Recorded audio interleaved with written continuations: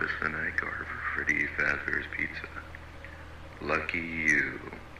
Anyways, I'm supposed to read this introduction thing to you. Company policy, and all that.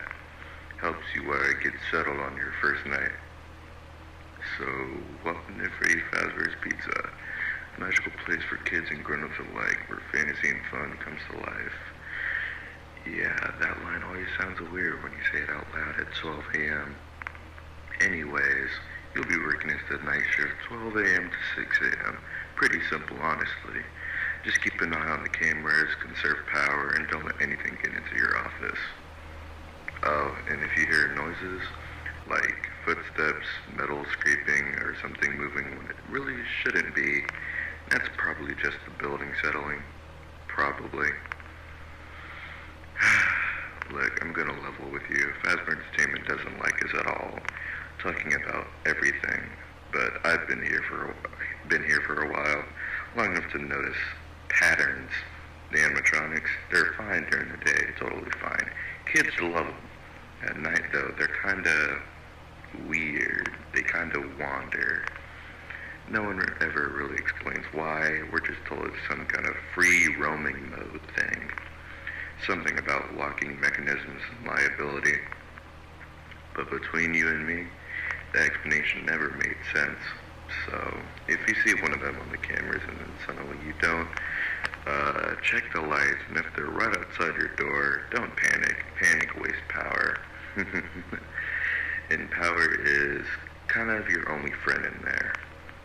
Oh, and one more thing. If anything goes wrong, like hypothetically, and if animatronic tries to enter your office, Fazbear Entertainment is not responsible for injury, dismemberment, or replacement of internal organs. Yeah, that part's always in the script. Anyway, you'll do great. Probably. Before we get into anything else, let's talk about the camera system. We've got multiple cameras throughout the building. The main stage, dining area, the back rooms, halls, and Pirate Cove.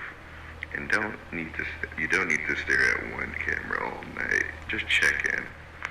Make sure everyone's where they're supposed to be. If you see something move, don't panic. Movement happens. If you see something move closer, just keep an eye on it. If something moves and you don't remember it being able to, close the camera and check the doors. Speaking of doors, you got two of them, left and right. They're heavy, metal, and powered electronically, which means every second they're closed, you're draining power. So don't just slam them shut and forget about it. Use the lights, check the hallways. If something's standing there, then yeah, close the door. If not, leave it open. Power management is kind of the whole job.